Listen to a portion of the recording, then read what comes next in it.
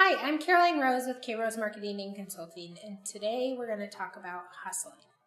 I think this is a word that easily gets thrown out way too often, and I think we really have to be careful as small business owners, as entrepreneurs, as people who are trying to make our life better, to constantly be relying on the word hustle.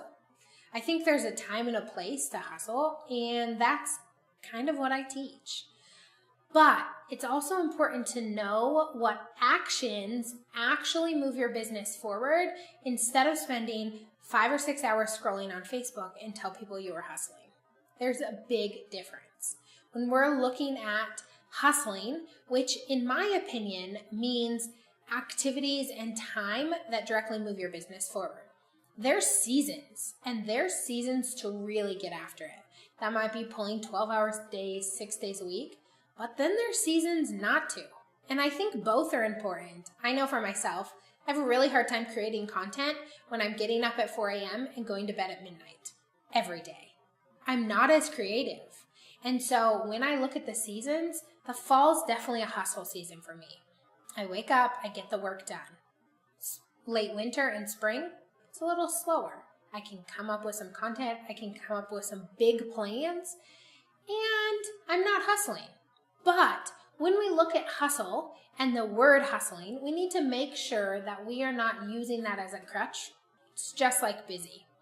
I don't really like when I tell people that I'm busy because I'm maybe making myself busy and it sounds better than it is and it gives off a negative connotation.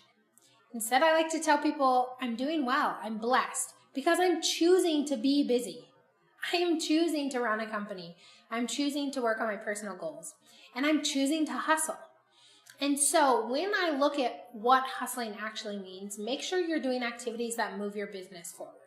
Make sure you're not getting caught up in the small stuff and calling that real hustle. Because it's super easy to get burnt out when you're hustling, especially if you're not seeing any results. So next time you talk about the hustle or the work or the grind, make sure that you consider a season where you slow down a little. Let those creative juices come back and flow.